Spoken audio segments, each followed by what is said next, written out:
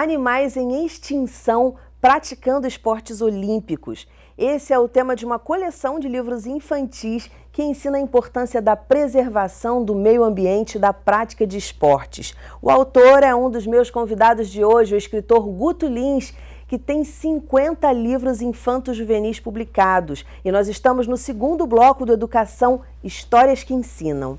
Ele está falando de histórias, falou do livro do Monteiro Lobato. A tua coleção, Guto, tem tudo a ver com isso também, né? Com cuidado, com compaixão, com respeito.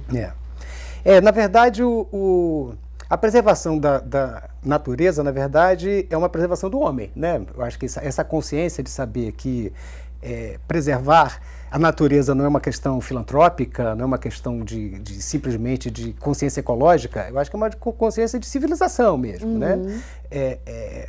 Sem oxigênio a gente não vive. Então o respeito, que na verdade o que a gente está falando aqui muito, a questão da violência, é muito em cima de respeito, né? O respeito não na questão mais piegas que tem de respeito, né? É o respeito pelo teu espaço, pelo espaço do outro, né? Pela identidade do outro, pelas opções que o outro faz, você saber colocar tuas opções e respeitar dos outros, né? E isso acho que abrange tudo, relacionamento humano, relacionamento com a natureza, relacionamento com os animais, relacionamento com tudo, né? Eu acho que o respeito e por isso que eu estava falando da literatura no início, né, quando você falando como se colocar no lugar do outro, eu acho que isso também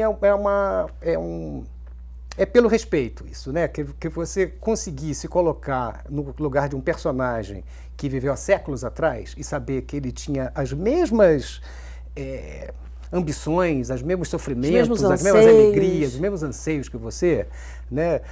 Eu acho que abre a tua cabeça para saber que existem vários tipos de seres humanos e que você simplesmente é mais um e que você vai encontrar alguns que são parecidos e outros que não, e que a gente se relaciona com todo mundo, independente de crença, sexo, time que torce, o que seja. Exatamente. Né? Que independentemente dessas diferenças, tem coisas que são tão comuns a gente, né? Quando você optou por esse tema, Guto, queria que você mostrasse aí os teus livros, a tua coleção, segura um pouquinho para o pessoal poder fazer a imagem.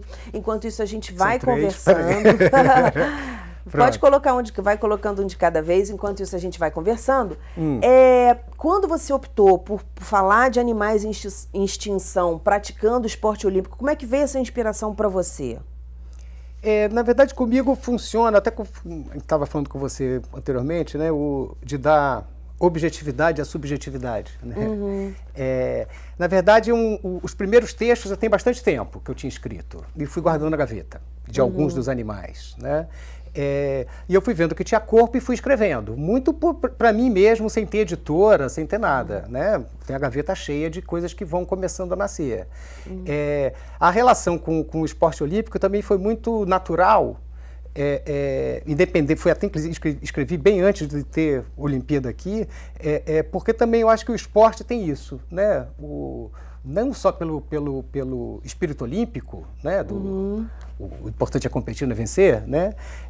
Mas o esporte tem essa coisa em equipe, né? Ou a equipe vence junta ou todo mundo perde. Então é uma atividade humana, principalmente os esportes coletivos, né?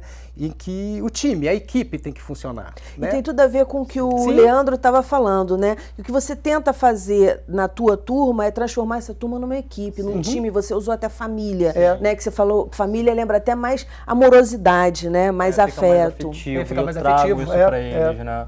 E é muito gostoso, assim. Eu acho que ainda falta tanta coisa na escola pública, infelizmente, né?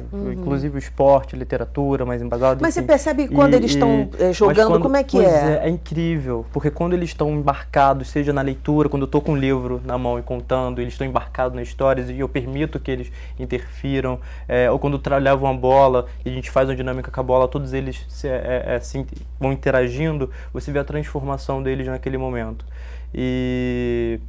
E aí eu fico sempre assim, cara, fico impressionado com como a gente pode trabalhar com esses meninos e transformar mesmo, a partir do livro, para mim é importantíssimo, né, trabalhar o livro em sala de aula, trabalhar os jogos em sala de aula. Eu tenho uma aluna que ela é apaixonada por futebol, ela é muito agressiva, essa é especial, mas ela é apaixonada por futebol, e a gente agora está montando um flash mob na escola. Eu falei assim, Bruna, já sei o que você vai fazer embaixadinha.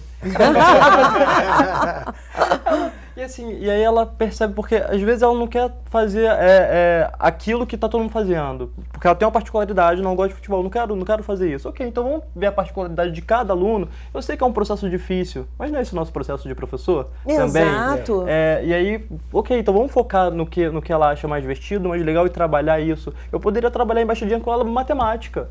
Não dá pra trabalhar matemática? Dá. Quantas vezes ela consegue, menos quantas que o outro consegue, vezes quando a gente começa a utilizar desses meios dos livros, do esporte para ensinar, fica tudo muito mais divertido. Com certeza, você começou a falar, eu já tive que ideia. A área que ela está utilizando para fazer aquilo. Isso. Né? Essa coisa do afeto, que na verdade o que a gente está falando aqui é muito em cima de afeto, né? Tem um estudo que foi feito em Harvard, é uma pesquisa que está durando 75 anos já. 50 ou 75, bem, 5 décadas ou mais. Que foi passando de pesquisador, né? Foram morrendo os pesquisadores, foram entrando os outros professores. Pegaram alunos da universidade e perguntaram para eles o que eles queriam, o que eles poderiam ter para ser felizes, qual seria a felicidade deles, né? O primeiro ponto era ter dinheiro, o segundo era ser famoso e o terceiro era se dar bem numa profissão. Né? E foram acompanhando eles todos e fizeram a mesma pergunta para a comunidade de Boston, para jovens de comunidade. Ao fim desse tempo todo, foram chegando à conclusão, todos eles, né, que é o afeto. Que o sucesso, não existe sucesso. Né? Assim, a longevidade, os que viveram mais, eram os que tinham relações afetivas sólidas. Mas, Guto, eu pergunto, será que na nossa sociedade a gente não está criando essas crianças para ter esse movimento de ele tem que ter dinheiro? Mas é isso, né? E aí o afeto fica onde, né? Porque as comunidades indígenas têm ficam as você emoções. falou Onde é que ficam as emoções? Exatamente. A comunidade indígena não tem dinheiro. Se eu levo lá R$1.000 ou 500 mil ou 1 milhão, não serve de nada aquilo. A moeda de troca mais importante entre eles é o afeto. Né? São as histórias contadas no meio da roda. Não, mas olho no olho. É o trabalho colaborativo. A gente vende muito assim. Colaborativo. Você tem o último telefone que saiu da marca tal? Isso. Você tem o último jogo do não sei o que, olha, tá na moda agora. A gente faz isso com você tem que estudar para você ir para a melhor faculdade. Você tem que estudar, você não pode fazer um curso que não dê dinheiro. E você não tem que fazer um curso que necessariamente dê a melhor faculdade é aquela que faz você refletir, né? Que é a E coisa nem- da e nem que vai- universidade. E nem a melhor escola E nem que também. vai As deixar melhores você- escolas são as que te dão melhor nota no Enem, E mas nem não é a escola que nem te forma como cidadão. E nem que vai deixar você feliz. Porque às vezes você sai da Exatamente. faculdade completamente feliz porque você não gosta daquilo que você fez. Mas você fez porque você queria ganhar dinheiro. Eu fiz uma faculdade, eu fiz sistemas, né? Graças a Deus eu larguei nos dois Nada a últimos ver, períodos. Leandro. Larguei nos dois últimos períodos. Porque eu tava ficando em depressão. Assim, eu não gostava da faculdade. Eu não queria ser aquilo, eu não gostava dos trabalhos que eu fazia. Então, Pois eu tô falando nada a ver porque a pessoa que eu tenho conhecido nesse tempo todo, em nenhum momento demonstrou me sinalizou isso. Aprendi muito, mas foi algo que se eu tivesse hoje em sistemas, seria um cara triste. Mas eu fui para sistemas porque a sociedade dizia para mim que se eu fizesse arte, pedagogia, eu ia ser um cara pobre. Letras. Não ia ganhar dinheiro. Não, é porque o senso crítico te dá a capacidade de escolher, né? Só que se você não tem senso crítico, você escolhe errado, inclusive. Aí depois, quando vai ver, você já E toma às vezes, caminho, né, nem você foi você levado. tem o senso crítico, mas você se sente tão oprimido, Pelo sistema. Eu sempre digo para os alunos, gente, faz o que vocês amam, seja os alunos grandes de oficina, os alunos pequenos. Porque quando você ama o que você faz, tudo vem, não é verdade? Porque né? pro sistema não interessa o senso crítico, claro, né? Sim, Porque sim. se você quer que você compre o produto, não quer Claro, que que você se encaixe naquilo, né? Agora, esse pensamento produtivista está em todos os lugares, né? Na escola, no ensino básico, no ensino médio, no fundamental e na universidade. Também. O que é muito triste. Total. Eu acho que esse é o nosso maior fracasso, assim. Agora, falando em afetividade, né, eu vejo assim que sempre que a gente pega alguma mensagem, a literatura traz isso de uma forma tão linda, né? Porque pode ser qualquer tema, mas a afetividade ela sempre está ali, né? Sempre está nas mensagens. E para fazer uma didática afetuosa, para tratar o nosso colega de uma forma afetuosa, para plantar isso um pouco, né? A gente tem que ter a danada da empatia, né? O que a gente considera como afetuoso? E aí a minha pergunta para vocês é essa, para fechar o nosso programa, né? O que seria uma atitude afetuosa para vocês? E aí eu queria que cada um desse um exemplo. Claro que isso aí é uma gama de coisas, né? Mas assim, que vocês elegessem, poxa, essa atitude conseguiria chegar até a mim, furar os meus bloqueios, né? Se eu tivesse algum bloqueio em alguma situação. Eu acho que para mim uma atitude, um gesto assim afetuoso é compartilhar leituras. No café da manhã, no almoço, no jantar, num programa de televisão. E aí quando você fala de leitura, você não está falando de um livro, você está falando eu estou falando de a interpretação de alguma coisa. A interpretação do mundo. Né? Ótimo, a interpretação de um filme, de uma peça que você assistiu, de uma música que você ouviu. De uma situação que você vivenciou ou reparou. Sim. Guto. Essa coisa de contar história, eu tenho 2 filhos, o meu mais novo de 12, conta história para ele desde pequeno e até hoje. Ele pede para contar história. Né? E, na verdade, com pressa, às vezes é muito rápido, não tem tempo para isso. Invento história na hora, o tempo inteiro eu estou inventando história, não pego um livro para ler. Às vezes, em cima de uma frase que ele falou, eu conto outra história. Isso é ótimo. Às vezes não acaba, ele dorme antes, aí chega no dia seguinte e fala, vem cá, como é que acabou a história? Ele que inventa o final. Eu acho que não é nem o fato de contar história. Eu acho que mais do que contar história, acho que o fato mais importante é eu estar lá com ele do lado falando. Eu acho que a troca. Tá próximo. Tá perto. Eu acho que tá ouvir. Próximo. Tá com o ouvido aberto. Eu acho que se todo mundo fizesse com o teu vizinho, o mundo tá salvo. E validar, né? Porque a gente está falando de escuta, né? Escutar, não é escutar. Não é simplesmente ouvir. Não é simplesmente ouvir. Leandro. Não é olhar, é enxergar.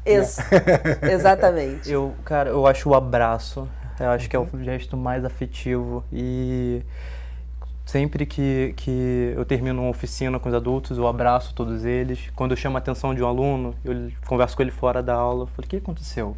E aí ele vai, não, tio, não sei o que, ele me bateu, ele me xingou minha mãe, aconteceu. Eu falei assim, tá bom, tá mais calmo, dá um abraço. Aí eu dou um abraço e aí eu vejo que tranquiliza, o abraço tranquiliza. E aí a gente volta pra sala com outra energia. Né? Exatamente, eu acho que o abraço é o gesto mais afetivo que eu carrego como ferramenta de trabalho.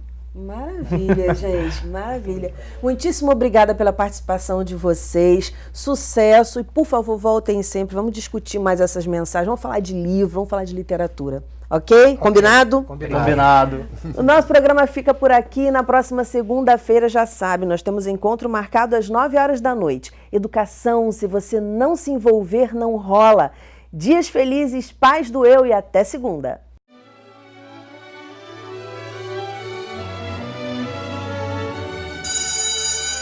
Tive recentemente uma experiência muito bacana, que foi uma mãe, pelo Facebook, me achou, me mandou uma mensagem, perguntou se podia me mandar um filmezinho, que a filha dela, o primeiro livro que ela tinha lido era um livro meu, que chama Cadê?, da Editora Globo, e ela gravou a filha lendo o livro inteiro, e a filha lia, mostrava o livro, lia, mostrava o livro, lia e mostrava o livro, e no final estava eu, ela, a mãe, todo mundo chorando, olhando para a televisão, né? Olhando para a tela do computador.